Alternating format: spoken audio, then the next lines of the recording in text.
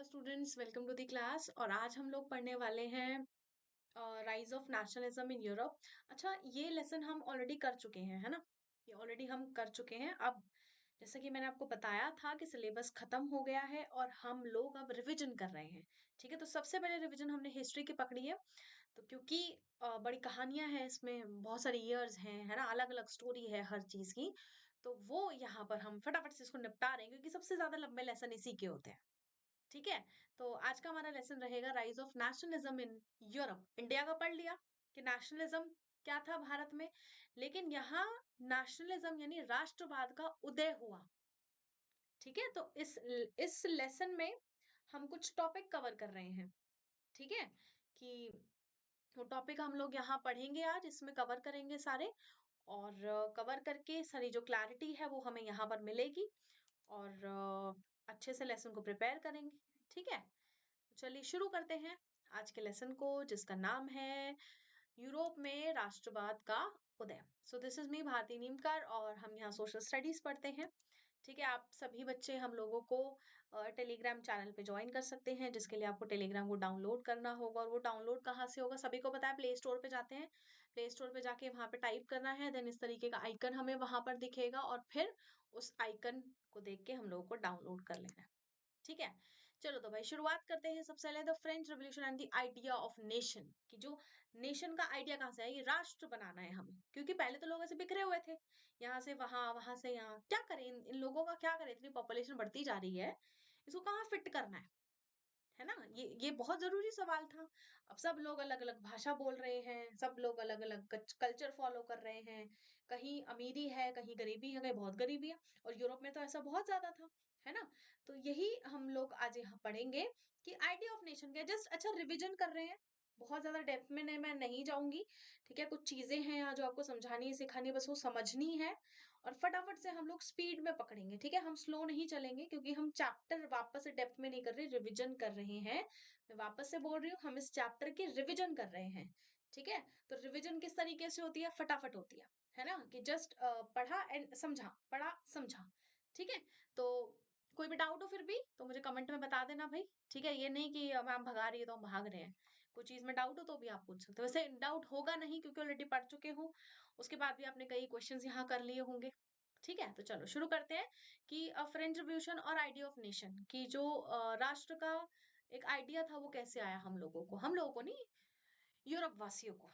अच्छा, first clear expression जो था राष्ट्रवाद का, वो कैसे आया, फ्रेंच रेवोल्यूशन से आया, जो कि 1779 में हुआ था। Before the French revolution of 1779, जो फ्रांस था उसे रूल कर रहे थे कौन, एब्सोल्यूट मोनार्क कर रहे थे ऑफ दी बार्बन डायनेस्टी, है ना। ये हम पढ़ चुके हैं। तो बार्बन डायनेस्टी के जो लोग थे वो एब्सोल्यूट मोनार्क थे, यानी कि मतलब प्रॉपर राजा वाला सिस्टम यहाँ पर चल रहा था। और जो फ्रेंच रेवोल्यूशन था 1779 में हुआ। ठीक है, जो कि चेंज हो गया, that led to the transfer of sovereignty from the monarchy to the body of French citizen. यानी कि हमने जो राज्य था, है ना, जो राज्य था उसको ट्रांसफर कर दिया किससे, मोनार्क, सॉरी मोनार्क से लेके फ्रेंच सिटीजन के। भाई सिटीजन जो लोग हैं वही चलाएंगे इस देश को, यानी कि लोकतंत्र लाना चाहते हैं। और लोकतंत्र बहुत जरूरी है भाई, कब तक राजा की रहमो करम पे हम लोग चलने वाले हैं, है ना। तो यहाँ पर सोवरेनिटी चेंज हो गई। अच्छा, आफ्टर गेनिंग पावर, जब पावर मिल गई लोगों को, जो फ्रेंच रिवोल्यूशनरी थे, है ना, जो क्रांतिकारी लोग थे, उन्होंने इंट्रोड्यूस किए कई मेजर एंड प्रैक्टिस, जिससे that could create a sense of collective identity among the French people, कि भाई हम सब लोग एक हैं, हम अलग अलग नहीं हैं, हम लोगों को अलग अलग तरीके से नहीं रहना है ना। एक कलेक्टिवनेस उन्होंने दिखानी शुरू की कि भैया हम सब एक ही देश के वासी हैं, हम सब एक ही भाषा बोलते हैं। और फ्रेंच में एक ही भाषा बोलनी अलाउड थी, कि ये नहीं है कि भाई इतना बड़ा फ्रेंच है तो उस फ्रेंच में हम अलग अलग लेवल पे अलग अलग बात करेंगे। जैसे भारत में है, अलग अलग स्टेट में अलग अलग लैंग्वेज, अलग डायलेक्ट है, तो इन्होंने बोल दिया कि भाई डायलेक्ट भी चेंज नहीं होगा, सेम फ्रेंच लेवल चलेगा हर जगह, चाहे आप गाँव में हो चाहे आप शहर में हो। ठीक है, अब जो आइडिया था फ्रांस का, एज ला पैट्री, जो फादरलैंड इसको बोला जाता था। ठीक है, एंड इट्स पीपल इज ली सिटियन, ठीक है, जिनको बोला जाता सिटीजन। अभी सिटियन नहीं, सियोन बोलते हैं इसको। Emerge so that the people can see them united enjoying as equal right under the constitution. तो हम लोग क्या चाहते थे कि यहाँ पे सभी लोग इक्वल राइट्स इंजॉय करें, जो भी संविधान, संविधान यही लिखे गए, ठीक है, यहाँ से ही कुछ चीजें हमने उठाई हैं, कुछ ली हैं, ताकि हम लोग भी कुछ अच्छी चीजें मतलब अपने देश में ला सकें। तो यहाँ पर संविधान बनाया गया, बड़ा ही बहुत अच्छा संविधान था। ठीक है, तो लोगों को एक कलेक्टिवनेस यहाँ फील करवानी थी कि भाई हम लोग एक ही देश के नागरिक हैं। ठीक है, नया फ्रेंच फ्लैग चूज किया गया, जो मैंने अभी इंट्रोडक्शन इमेज पे लगा रखा था, है ना, जिसे फॉर्मर रॉयल स्टैंडर्ड से चेंज किया गया। फॉर्मर मतलब पुराना जो पहले था उसको फॉर्मर कहा जाता है, तो रिप्लेस कर दिया कि अब हम नीला, सफेद और लाल, क्या कलर है इनके फ्लैग के, ब्लू, रेड और व्हाइट, ये कलर्स हम लोग लेने वाले हैं। जो स्टेट जनरल थे was renamed as national assembly, state general को रीनेम कर दिया, किससे, नेशनल असेंबली थे, है ना, and it was to be elected by a body of active citizen. अब जो एक्टिव सिटीजन है उनके थ्रू सभी लोग इलेक्ट किए जाएंगे। अब इलेक्शन यहाँ पर होंगे। नई हेम्स वर कंपोज्ड, नई हेम्स यहाँ पर बनाई गई, है ना, ओथ्स ली गई, taken in the name of the nation, कि भाई हम भारत कह रही हूँ, फ्रेंच के हम लोग फ्रेंच के वासी हैं, फ्रांस के वासी हैं, तो हम लोग यहाँ प्लेज लेते हैं, अब वो लेते हैं, प्रतिज्ञा लेते हैं कि भाई हम ऐसा ऐसा कुछ काम करेंगे। जैसे हम राष्ट्रगान गाते हैं वैसे इन्होंने भी भाई अपने हेम्स बनाए यहाँ पर। ठीक है, सेंट्रलाइज एडमिनिस्ट्रेटिव सिस्टम यहाँ पर फॉर्मुलेट किया गया, यूनिफॉर्म लॉज यहाँ पर लाए गए।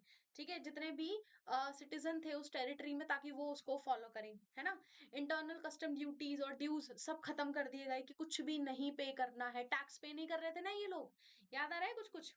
यूनिफॉर्म सिस्टम बनाया गया, वेट्स और मेजर्स का ये भी हमने डिस्कस किया था कि भैया वेट सेम रहेगा, 1 किलो है तो जो 1 किलो का मेजरमेंट है उसमें 1 किलो का जो भी आप सामान ले रहे हो वो सेम वेट का होना चाहिए, है ना, ये यहाँ पर लिया गया। फिर रीजनल लैंग्वेज जो थी वो डिस्करेज की गई, कि फ्रेंच भाषा ही बोली जाएगी सभी लोगों के बीच में, कोई भी व्यक्ति अलग भाषा नहीं बोलेगा, कोई भी व्यक्ति नए डायलेक्ट से नहीं बोलेगा, है ना। जैसे हमारे यूपी में बोलते हैं क्या, अरे अरे मोरी मैया, है ना, ऐसे बोलते हैं ना कुछ, अरी मोरी मैया समथिंग वर्ड जो होते हैं।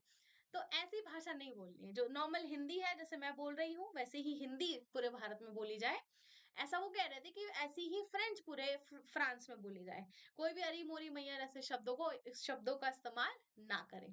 ठीक है, जो रेवोल्यूशनरी थे, क्रांतिकारी जो थे फ्रांस के अंदर, उन्होंने देखा कि ये एक आइडियल प्रोडक्ट है ना, और उन्होंने डिक्लेयर किया कि ये उनका मिशन है और ये उनकी डेस्टिनी है फ्रेंच नेशन की, to help other European people by liberating them from the despotic rule of the monarch and them and became the nation like French. अब उन्होंने कहा कि भैया तुम सब भी यूरोप वासियों, यूरोप बहुत बड़ा, यूरोप एक देश नहीं है, यूरोप में कई सारे देश आते हैं, 28 देश आते हैं। ठीक है, तो यहाँ पर फिर फ्रांस ने कहा कि तुम सभी यूरोप वासी भी मोनार्क सिस्टम को हटाओ और फ्रांस जैसा देश बन जाओ, लिबरेट हो जाओ, है ना। तुम्हें इस रूल से निकलना होगा, तुम इस रूल को ज्यादा दिन तक नहीं बर्दाश्त कर सकते। कब तक हम राजा के सहारे चलेंगे, क्या हमें अपनी डेवलपमेंट नहीं करनी है ना।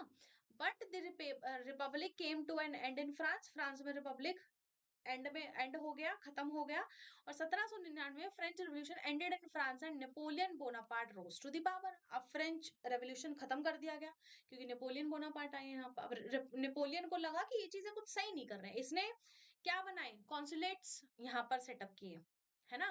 तो कॉन्सुलेट सेटअप किए, अपना जो टेरिटरी थी उसने बढ़ाई, है ना। और इसने क्या किया, जब ये एम्परर बन गया तो यहाँ की जो डेमोक्रेसी थी वो उसने डिस्ट्रॉय कर दी, कि भैया डेमोक्रेसी नहीं चलेगी, यहाँ पे चलेगा तो किसका राज, नेपोलियन का। फर्दर इसने एक्सपैंड किया अपना empire and brought many reforms that he had already introduced in France. ठीक है, फिर इसने अपना एम्पायर बढ़ाया और हर जगह वो सभी चीजें इंट्रोड्यूस की जो फ्रांस में ऑलरेडी इंट्रोड्यूस हो चुकी थी, क्योंकि फ्रांस वासी जो थे वो पहले ही डेमोक्रेटिक हो चुके थे, डेमोक्रेसी वहां आ चुकी थी, वो मोनार्क सिस्टम हटा चुके थे, है ना। तो ही इंट्रोड्यूस यूनिफॉर्म सिविल कोड, 1804 में उसने एक यूनिफॉर्म सिविल कोड लाया।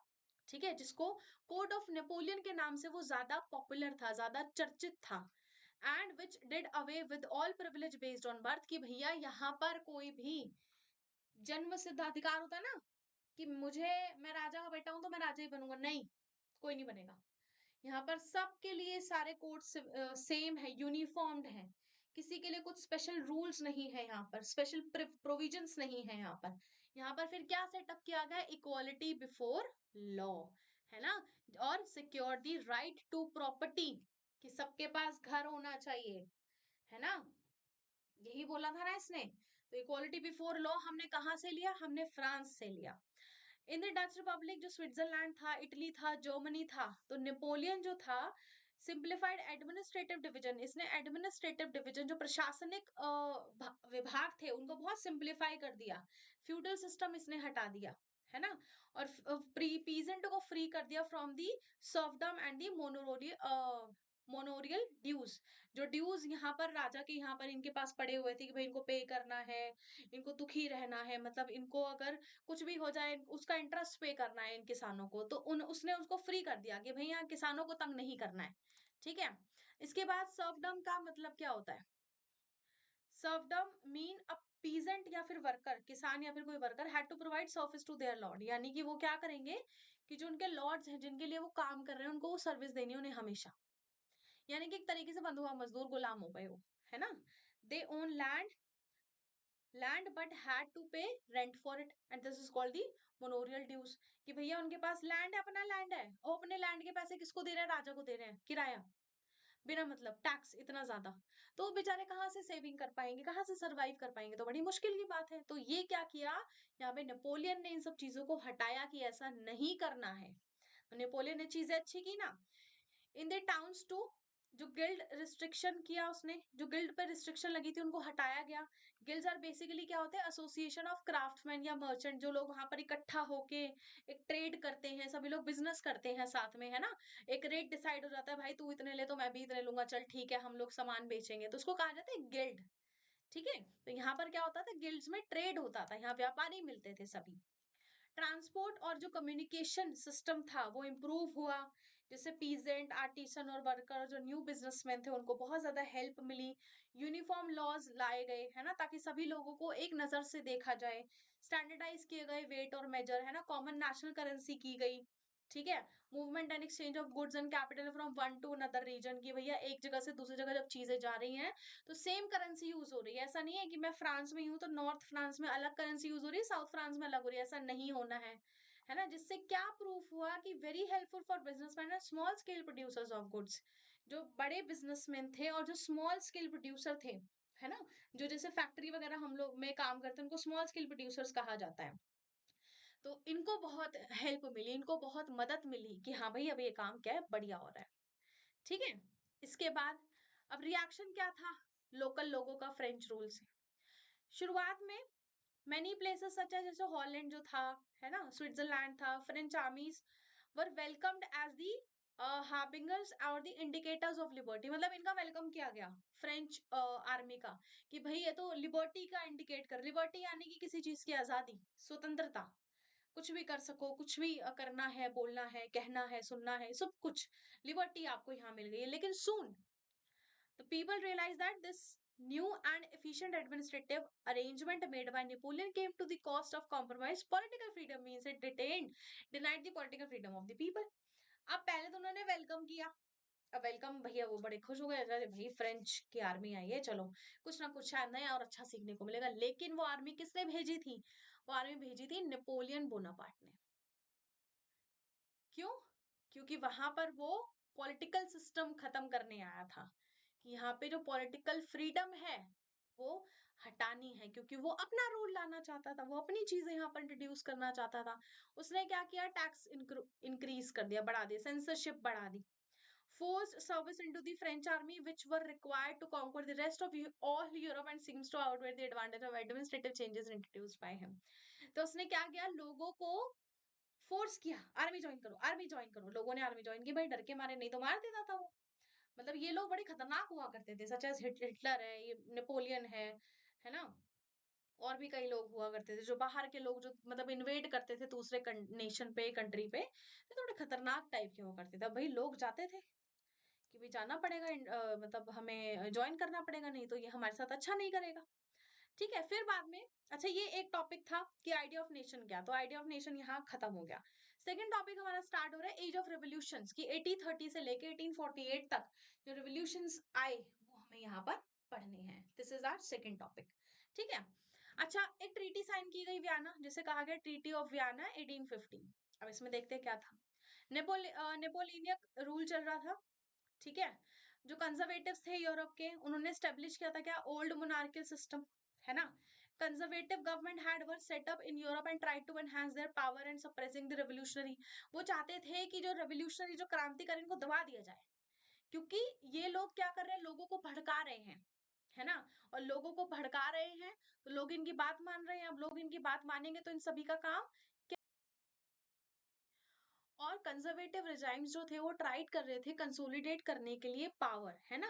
And liberalism and the nationalism came to be increasingly associated with revolution.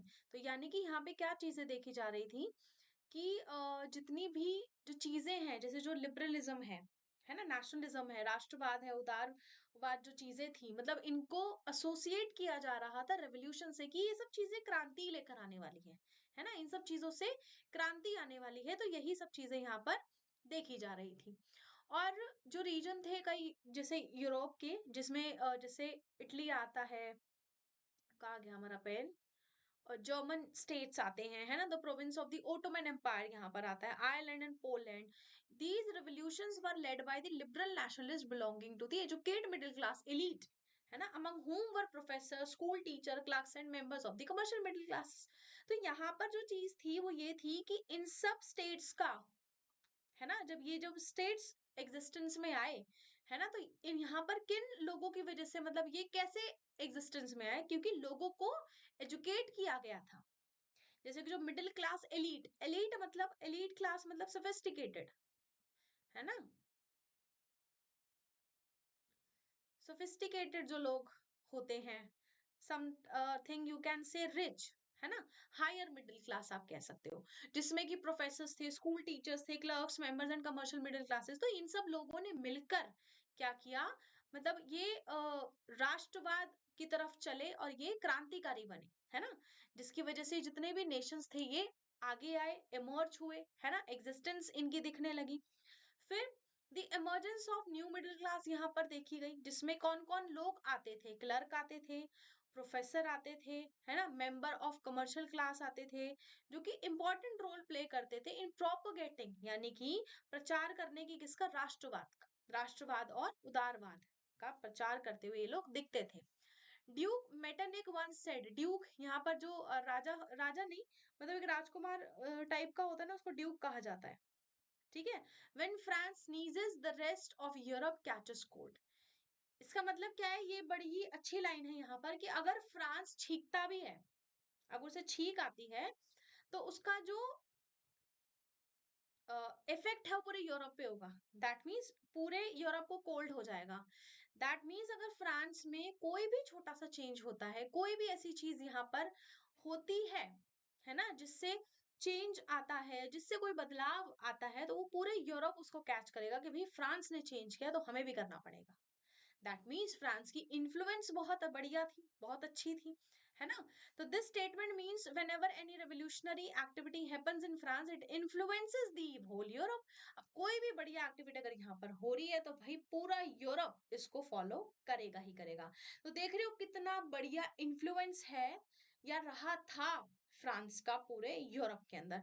ये यूके यूके करते रहते हैं, यूके यूके कुछ नहीं है, इन्होंने सिर्फ बाहर अपनी वो चलाई है, बाहर अपना ऐसे मतलब टोरा जमाया है। पर जो यूरोप है उसने, सॉरी, जो फ्रांस है उसने पूरे यूरोप को कंट्रोल किया हुआ था। तो I think that is the power, है ना। खैर फ्रेंच जो थे वो इंडिया भी आए पर इतना चल नहीं पाए, है ना, टिक नहीं पाए ब्रिटिशर्स के आगे। अब बात करते हैं जुलाई रेवोल्यूशन 1830 के, 1880 में जो हुआ। First upheaval took place in France in July 1830। तो पहला अपहीवल यहाँ हुआ कि भाई अब रेवोल्यूशन, क्रांति आ रही है।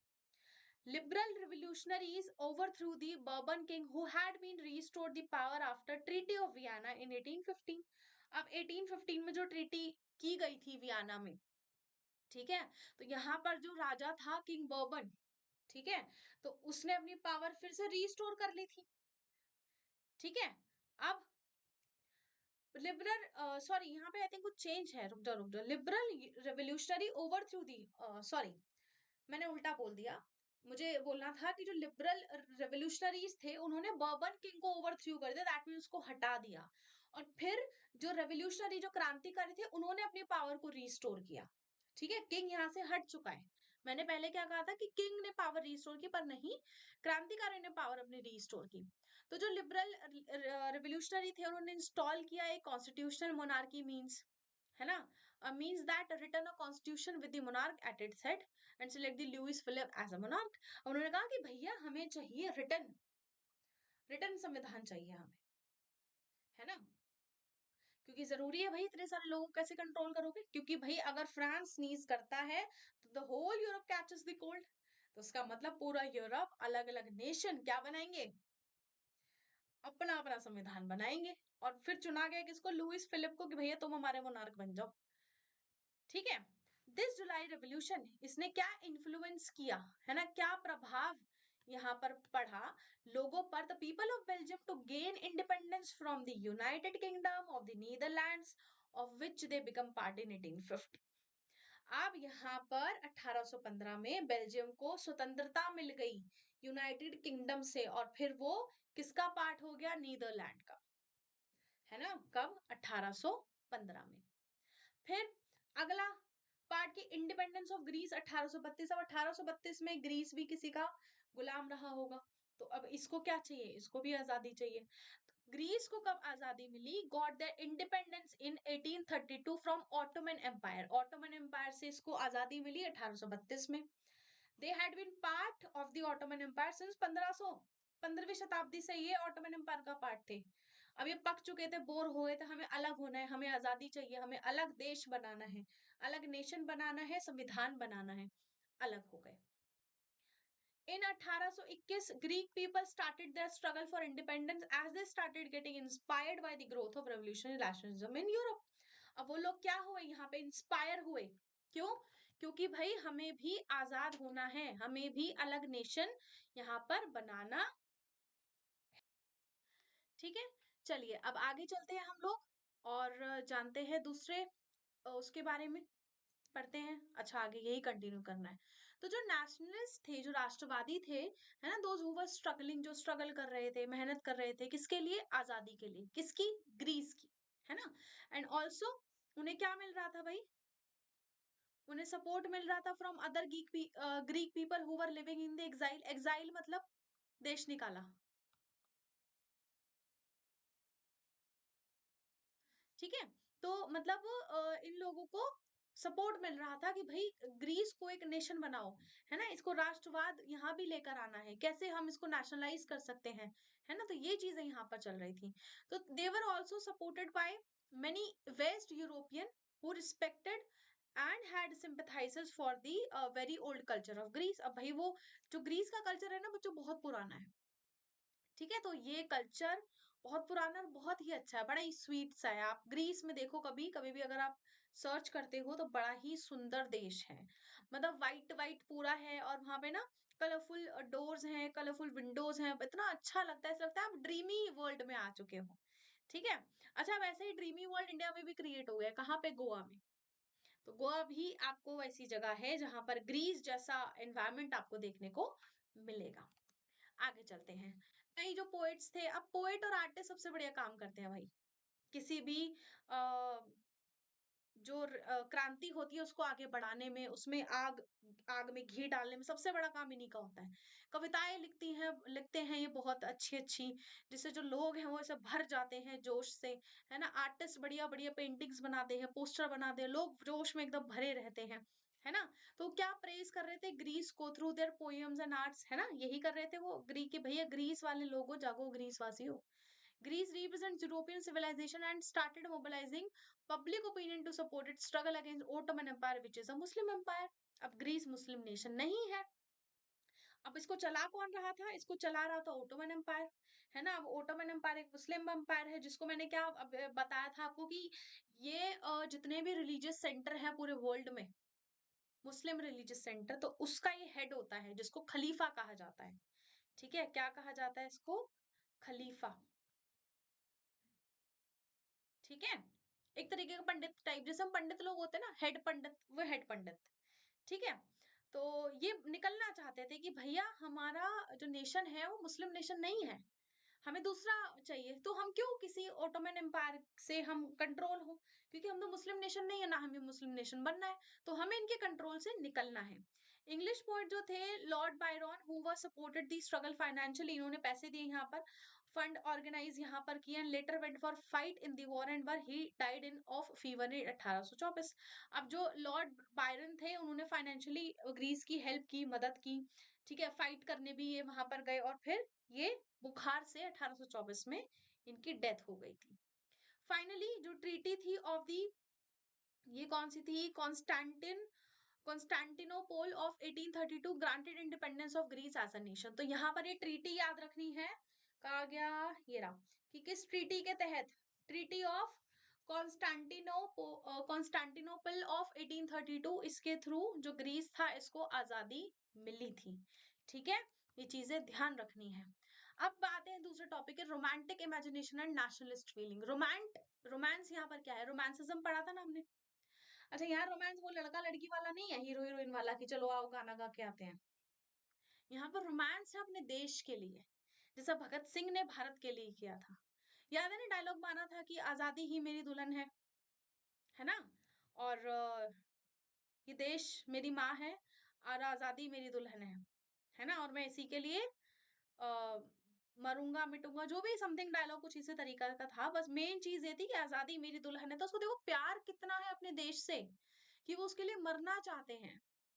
अगर वो मर भी जाए तो भी कोई दिक्कत नहीं है, मतलब कंसेप्ट ये था, मरना चाहते हैं नहीं, वो उसके लिए मर भी जाए तो भी कोई यहाँ पर प्रॉब्लम नहीं है। वो इतना प्यार अपने देश से करते हैं, इतनी उसकी रिस्पेक्ट है, इतनी उसकी इज्जत है। तो सब भगत सिंह थे, और कई देशों में भी थे कई, पर भगत सिंह जैसा तो कोई नहीं है।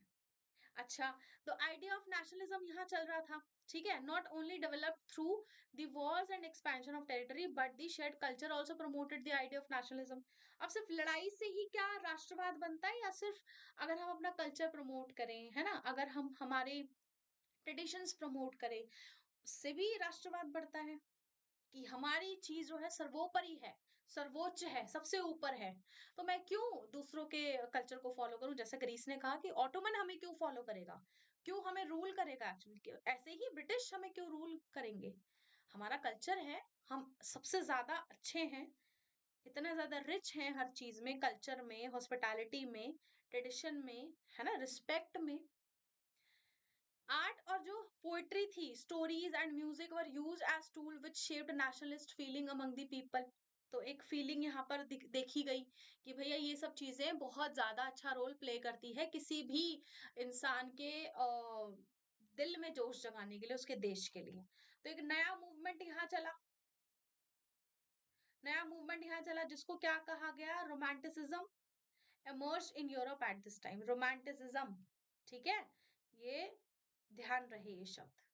तो रोमांटिसिज्म यहाँ पर सिर्फ एक लड़का लड़की रोमियो जूलियट की स्टोरी नहीं है, पहले ही बता दूं, ये कई एक्सप्लेन करके आ जाओ, अच्छा रोमियो जूलियट ही हुआ होगा, रोमियो जूलियट नहीं है ये देश के लिए प्यार है जो हम सभी करते हैं।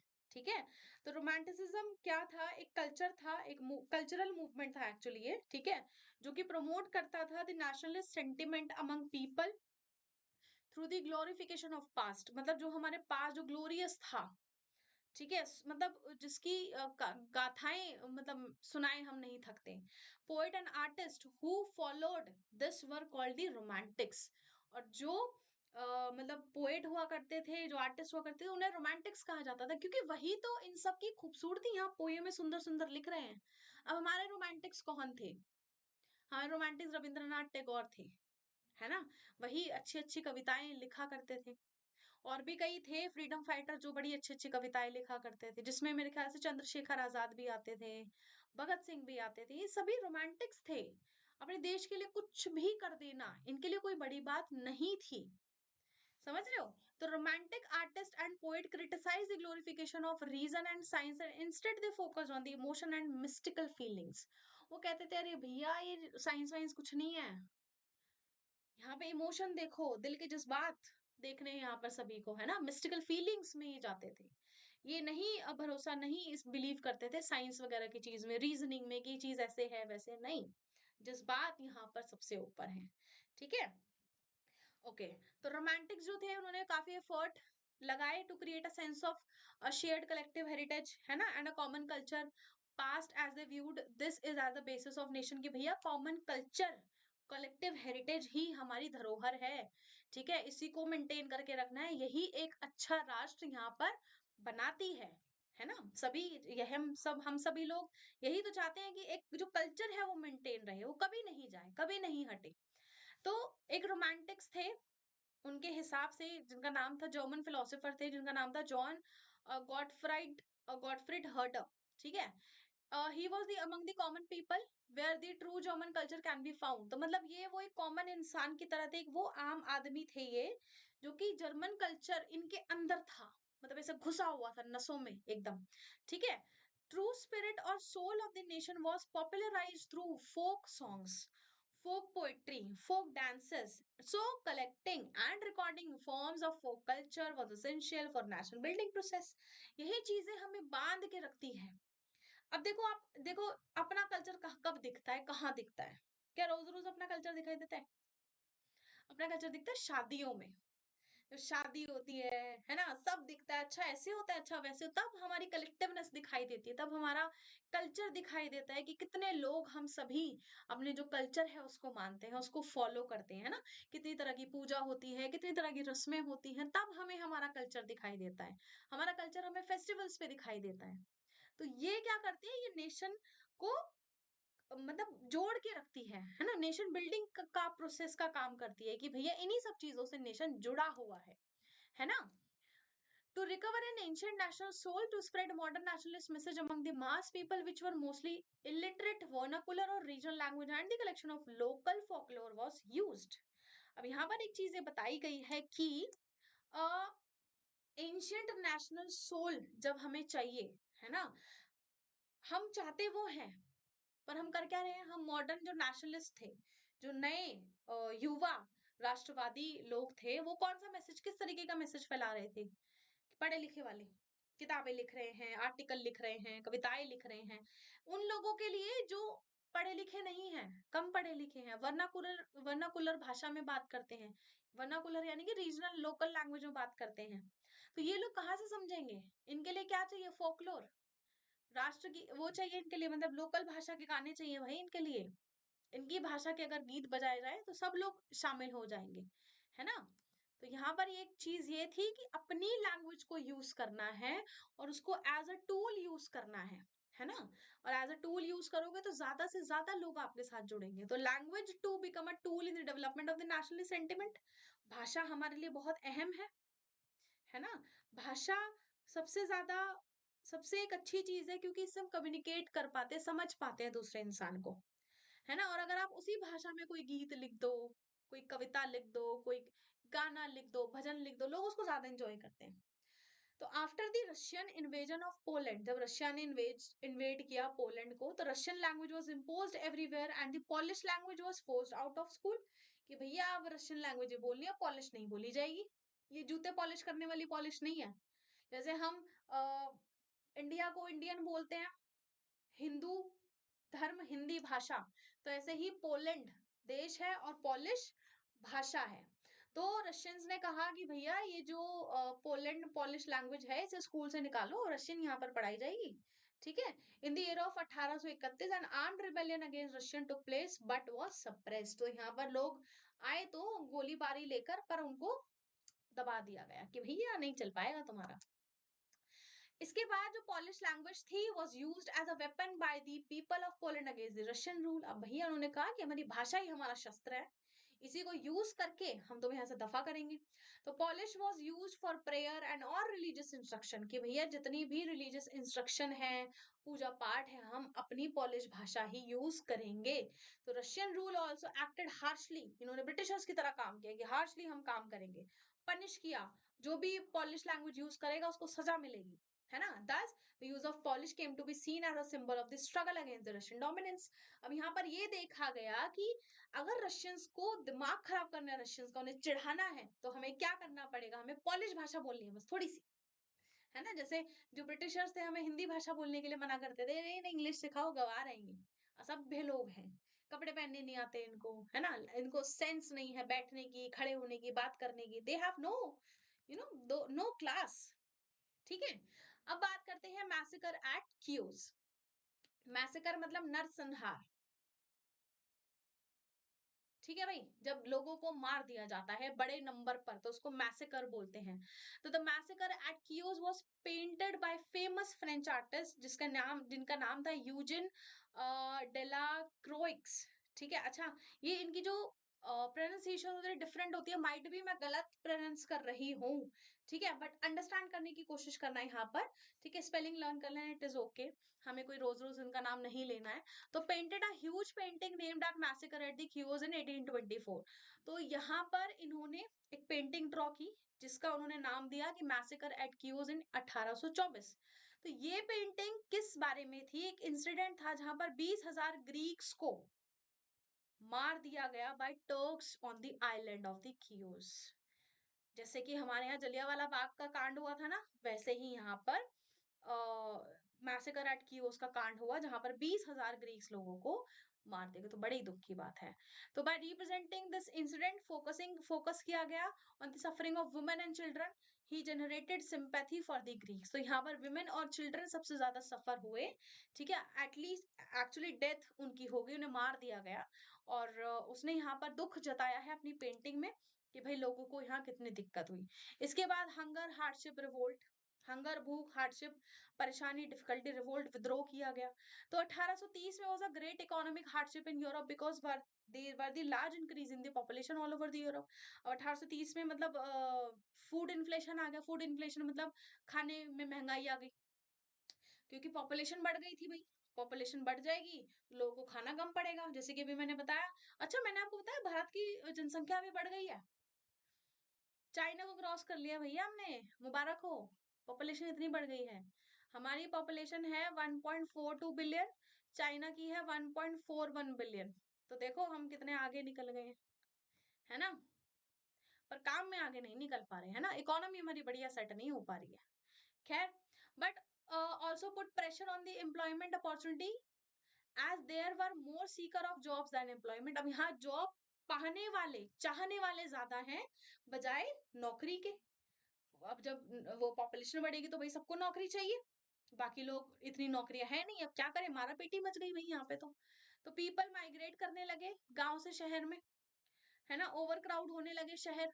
Small producers in town face stiff competition from import of cheap machine made goods from the England. अब भाई यहाँ पे कंपटीशन टफ हो गया, बहुत गहरा हो गया कि भाई कैसे काम चलेगा, है ना, कैसे लोगों को हम चीजें प्रोवाइड कर पाएंगे, लोगों की जरूरतें किस तरीके से पूरी होगी। दी aristocracy was still prevalent in the certain part of Europe, and thus the peasant had to pay the feudal dues and many obligations, and they were struggling in doing these. अब यहाँ पे जो अरिस्टोक्रेसी थी वो prevalent थी। Aristocracy मतलब अमीरी, कुछ अमीर लोग भाई बचे थे, अब वो अमीर लोग गरीबों का शोषण कर रहे थे। ठीक है, अब वो क्या कर रहे थे, भैया ड्यूज पे करो, हमें फ्यूडल ड्यू दो, ठीक है, देना पड़ेगा। अब तुम्हारे पास खाने के लिए नहीं है, इससे मुझे कोई लेना देना नहीं है। तो यहाँ पर स्ट्रगल चल रहा था खाने का, जीने का। तो बैड हार्वेस्ट हो रही थी, फसल बिल्कुल भी अच्छी नहीं उग थी, है ना, were frequent which led to increase in prices of food, rate बढ़ रहा था। This all resulted in the widespread poverty और दी पॉपेरिज्म। यहाँ पर गरीबी और मतलब गरीबी भी फैल गई, बहुत भुखमरी और गरीबी फैली। ठीक है, लोगों को मतलब बहुत परेशानी हो रही थी, बहुत दिक्कतें यहाँ पर हो रही थी। ठीक है, इन द ईयर ऑफ 1848, 1848 में there was shortage of food, obviously होगी भाई, वाइड स्प्रेड अनएम्प्लॉयमेंट, नौकरियां नहीं है, जो लोग थे वो मतलब पक चुके थे सरकार से। ठीक है, और फिर वो रोड पर निकल आए पेरिस में, उन्होंने देखा कि जो uprising the Louis Philippe who was the head of the constitution monarchy fled from France, भाग गया वो तो भाई, तुमने मुझे राजा बनाया था, मैं तुम्हें कोई फैसिलिटी नहीं दे पा रहा हूँ, तो वो भाग गया। अब लोग सड़क पे उतर आए हैं, सारी सरकारी बिल्डिंग्स तोड़ डाली हैं, सब चीजें खत्म कर दी हैं, क्योंकि नौकरी नहीं है। नेशनल असेंबली डिक्लेयर की गई फ्रांस में एज अ रिपब्लिक, ग्रांट किया गया suffrage means right to vote, कि भैया तुम लोग वोट कर सकते हो, है ना, जो कि जो भी लोग 21 साल की उम्र से ज्यादा हैं, और गारंटी किया गया राइट टू वर्क, तुम्हें काम मिलेगा, प्रोवाइड करी जाएगी एम्प्लॉयमेंट, नेशनल वर्कशॉप सेटअप की जाएगी फ्रांस में ताकि सभी लोगों को एम्प्लॉयमेंट मिल सके। अब एक इवेंट हुआ इन सेलेसिया, इससे पहले एक रिवोल्ट हो रहा था, रिवोल्ट ऑफ वीवर, सॉरी, बुनकर का रिवोल्ट चल रहा था, जो कि साइलेसिया में था, against contractor who supplied them raw material and gave them order to finished textile, कि वो तुम्हें रॉ मटेरियल दे रहा है, ठीक है, और तुमसे क्या कर रहे हैं, फिनिश टेक्सटाइल ले रहा है वो, ठीक है। द रिवॉल्ट क्यों हुआ, क्यों अकर हुआ, बिकॉज जो कॉन्ट्रैक्टर थे drastically reduce their payment, payment कम कर दी उन्होंने उनकी, मतलब काम तो ज्यादा करवा रहे हैं पर पेमेंट उनको कम पे कर रहे हैं, तो ये तो भाई बहुत गुस्से की बात है, ऐसे तो लड़ाई होनी ही चाहिए। अच्छा, जो वीवर्स थे वो मार्च करने लगे from their homes to the mansion of their contractor demanding higher wage, कि भैया हमें हायर वेज दो। तो उन्हें स्मैश, उन्होंने क्या किया, विंडो स्मैश कर दी, मेंशन की, फर्नीचर तोड़ डाला, सब कुछ है ना, लूट के ले गए, सारे कपड़े वपड़े वहां से उठा के ले गए, जो कॉन्ट्रैक्टर था वो भी भाग गया वहां से, है ना। फिर वो वापस आया 24 घंटे के अंदर अंदर, और फिर क्या हुआ, यहाँ पे 11 वीवर्स मारे जा चुके थे आर्मी के थ्रू, क्योंकि वो एक अमीर आदमी हुआ करते थे ना।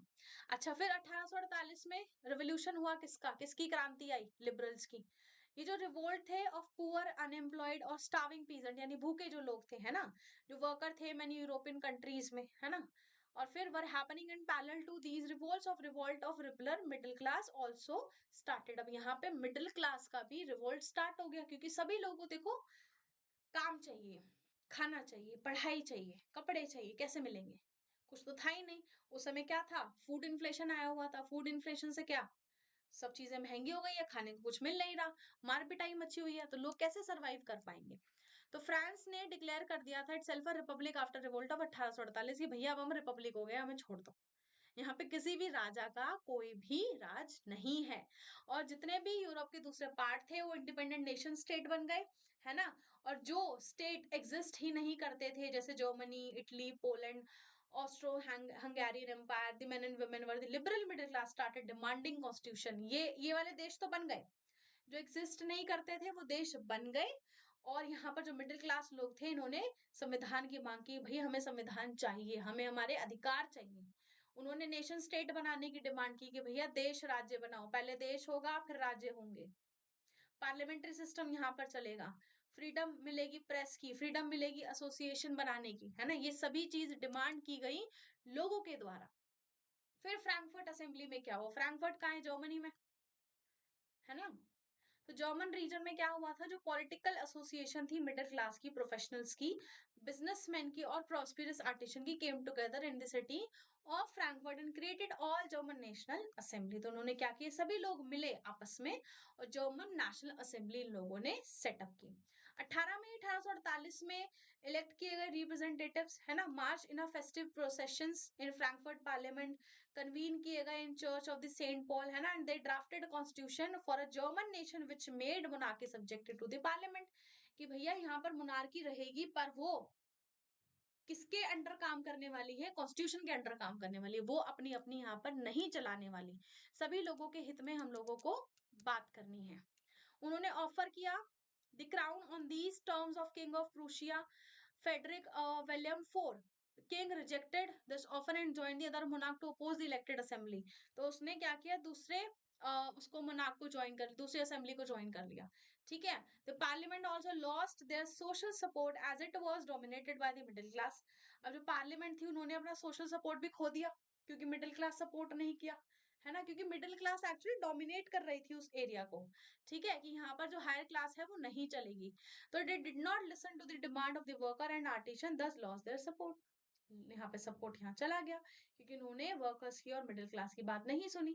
अल्टीमेटली क्या हुआ, with the help of troops the king disbanded the assembly forcefully, उसने असेंबली को बंद कर दिया। अब यहाँ वुमेन का रोल क्या था, वुमेन का रोल सबसे जरूरी और अहम होता है हमेशा, ठीक है। तो इस मूवमेंट में लिबरल और या उदारवादी मूवमेंट जो चल रहे थे, extending the political right to the women was controversial one, तो कंट्रोवर्शियल थे यहाँ पे, है ना। वुमेन पार्टिसिपेट कर रही थी मूवमेंट में, अपने पॉलिटिकल एसोसिएशन बना रही हैं, न्यूज़पेपर फाउंड कर रही हैं, पॉलिटिकल मीटिंग में पार्ट ले रही हैं, ठीक है, डेमोन्स्ट्रेट कर रही हैं चीजों को, और उन्हें वोट का अधिकार देने से मना कर दिया गया, भैया तुम वोट वोट नहीं दे सकते हो, ठीक है, तुम you are not actually as equal as men, you are women, तुम कैसे इक्वल हो सकती हो, है ना। तो women were only observe in the visitors gallery, इनको विजिटर गैलरी में खड़ा कर दिया जाता है कि तुम सिर्फ देख सकती हो, you can not take part in this. तो ये बहुत ही बेकार था। तो जो कंजर्वेटिव्स थे, forces suppress the movement of liberal in 1848 but they realize that they could not restore the monarchy before the revolution. अब यहाँ पर औरतों के मूवमेंट दबा दिए गए, उन्हें खत्म कर दिया गया, ठीक है। और यहाँ पर ये देखा गया कि जब तक उन्हें रियलाइज किया कि वो मोनार्की रिस्टोर नहीं कर सकते जब तक जो रेवोल्यूशन है उसे खत्म ना कर दिया जाए। तो उन्होंने क्या किया, उन्होंने कंसेशन ग्रांट किए to the liberal nationalist revolutionaries को कि भैया तुम्हें कंसेशंस दिए जा रहे हैं।